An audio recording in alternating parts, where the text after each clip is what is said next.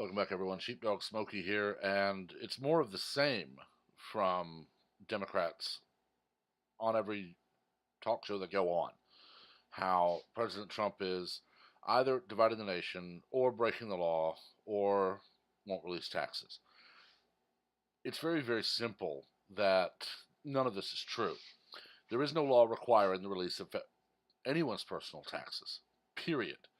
California is trying to pass one to keep him off the primary ballot, which will blow up in their face. But federally, there is no law requiring it. Yes, Ways and Means can subpoena anyone's personal tax returns if they have a legitimate legislative reason. So, if they issue a subpoena, it will be challenged, and when they say, we need to see them, and they can't give a reason for pertaining to any legislation, they're going to be told there is no legitimate legislative reason. They will then attack the judge, and they will then try to do everything and anything they can. It's the same as Nadler trying to subpoena Bill Barr and Robert Mueller to testify about the Mueller report. They are free to go read at any time.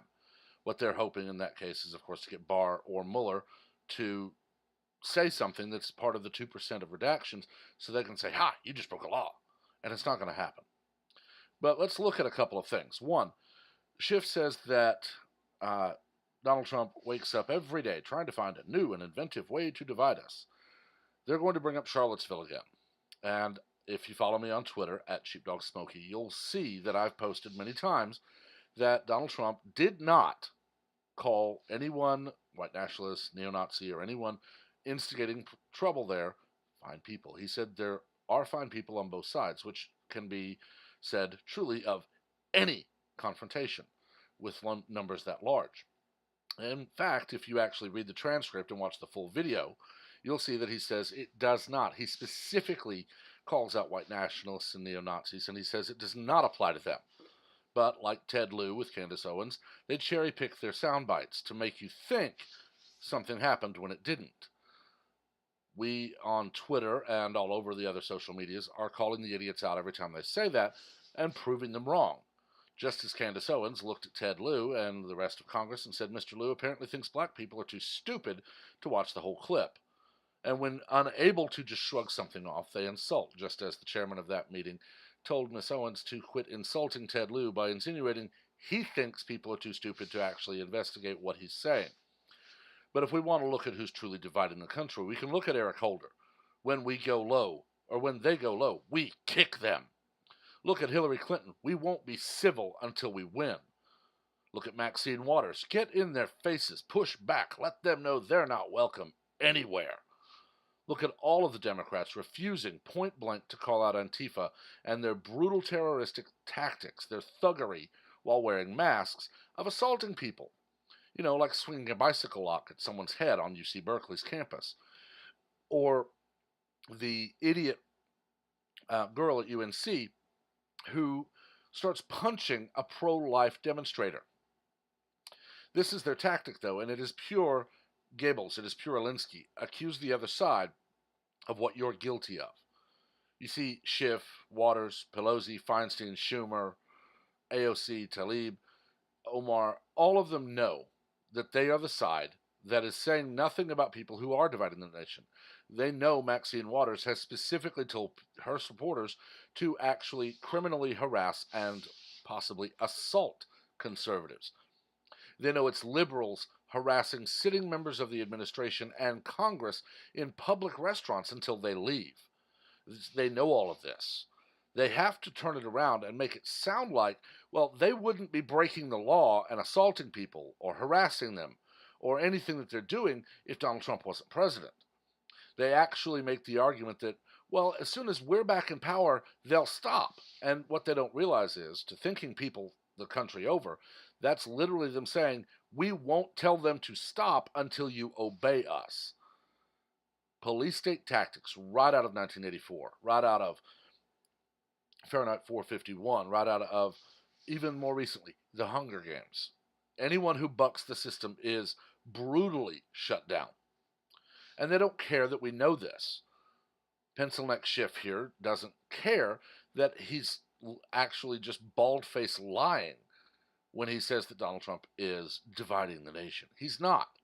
He also goes on and he says that it's an attack on the rule of law, as the House Ways and Means Committee demands that something that is not a law be done, or how the House Judiciary Committee is demanding the law be broken by releasing the full unredacted Mueller report, which Attorney General Barr has flat out told them the 2% redactions are grand jury information, which even under current law you are not allowed to see.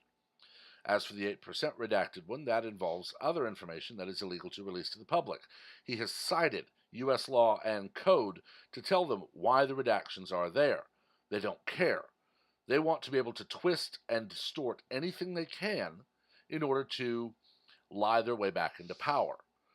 We're already seeing it with the news, where they're projecting Joe Biden as this massive front runner. Of course, he's out groping and hair sniffing all he wants. They're praising Bernie for his socialism. They're praising Harris and Swalwell and Booker for their gun control, which is just, we will take away your guns. And they're spreading more and more lies every day about Donald Trump. Look at the people he's invited. Look at the African American woman he pardoned and got out of jail. Look at the other people he's honored. You know, the, I believe, lesbian woman who helped stop the shooting that injured Steve Scalise. You look at any of this, you look at Donald Trump prior to announcing he was running for president, and every single one of the people who now demands he go to jail for beating Hillary in an election they rigged for her, loved him. Kathy Griffin, who famously screwed the pooch when she had her idiotic video on Twitter, has several photos of her with Donald Trump grinning like an idiot. Hillary Clinton actually said that she would like to see Donald Trump run for president because he can't be bought. It's the same tired old mantra again and again and again. And that mantra is, whatever we say moment to moment is all you will believe, and you're not allowed or even supposed to be able to use our own words against us. A great example of that is Congresswoman Rashida Tlaib, who famously and very recently said that she gets a calming feeling when thinking of the Holocaust. She goes on to lie to say that Palestinians gave a refuge to the Jews. They didn't. You see, Muslims famously fought with Adolf Hitler to murder as many Jews as they can. The Holocaust refers to the death of 6+ million people, Jews, gypsies, homosexuals. And Rashida Tlaib says she gets a calming feeling when she thinks of it. Within minutes, people are calling her out, and of course, she spins it to say that they're twisting her words, and they are racist for even daring to question her on it. And of course, anyone who says, well, here's your exact quote, and then here's your next lie. You see, 1945 saw the end of World War II. 3 years later, 1948, saw the creation of the nation of Israel, not the state of Israel. That was created long, long ago, prior to the birth of Christ. It was a nation then, and then famously attacked, and the Jews taken into slavery, the diaspora, and so on. But 1948 saw the recreation of the state of Israel, the nation. And that nation was given back to them by the United Nations. Within days or maybe weeks, they were already under attack by Muslims all around them. If you look at a map showing which countries in the Middle East are Muslim-controlled and which are Jewish-controlled, you'll see the tiny little nation of Israel surrounded by her enemies, people who have flat out called for the death of every Jew on the planet. There's a very famous saying, if Israel laid down their arms today, there would be no Israel tomorrow. If Muslims lay their arms down today, tomorrow there will be peace. But Congressman Schiff ignores that a member of his party, too, in fact, are continuing the anti-Semitic hatred towards Israel. He ignores the fact that Donald Trump honored a promise made by the three presidents prior to him, Bill Clinton, George W. Bush, and Barack Obama, to move the embassy from Tel Aviv to Jerusalem. Donald Trump did it, and of course was attacked by the very people who praised Clinton, Bush, and Obama for promising to do it and then not doing it. It's a very simple fact. The America of Democrats won't survive another 4 years of Donald Trump, and that is a very good thing. Because under 4 more years of Donald Trump, the wall will be finished. Our immigration system will be fixed. Taxes will continue to be or even low as they are now, or even lower. American businesses will thrive because, as I told you just yesterday, now when looking for who to purchase from for disaster relief, the government will be going to American farmers, not international farmers. We have industry coming back to the U.S. at blinding pace, creating job after job after job. Unemployment is at a 5-decade low, lowest ever recorded. And there's a simple reason the Democrats can't stand any of this. You see, if your taxes are low and you have a good job and immigration is fixed so that you're not worried about some criminal like the one who killed Kate Steinle or Corporal Singh or any of the others that have been found to be rapist murdering thugs, if you're not worried about that, your life will be so much better. And if you see that the Democrats were actually making your life worse, they will continue to lose power. All of them know this in the core of their being, that as long as Donald Trump points out their hypocrisy, their power will continue to wane.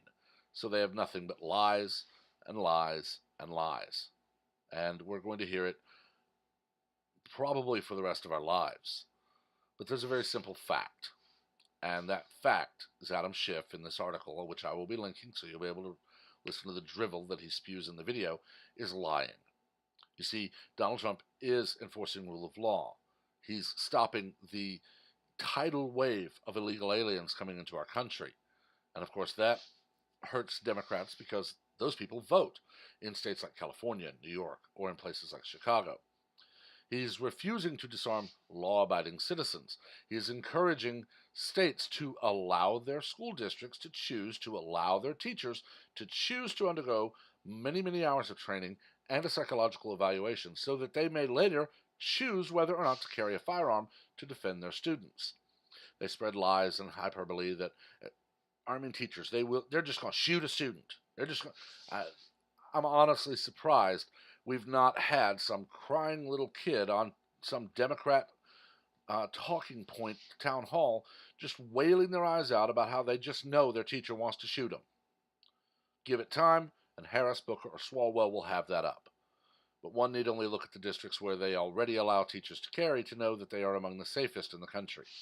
And again, we come back to a simple point that facts and logic show you that Democrats care nothing for anything but power. So I know that when it comes to the primary, I will be voting for Donald Trump. When it comes to the general election next year, I will not be voting for a Democrat. The only other warning I would give you is that they are infesting the Republican Party, putting an R by their name instead of D, to try to earn or steal power so they can then vote with their Democratic cohort. But I've talked long enough. Let me know what you think. Please remember to like, share, and comment on this video. But remember, keep the comments civil. We do not learn from argument. We learn from debate. Please also remember to subscribe and turn on notifications so that you are among the first to hear of any new content as it is posted. Until next time, everyone have a wonderful day.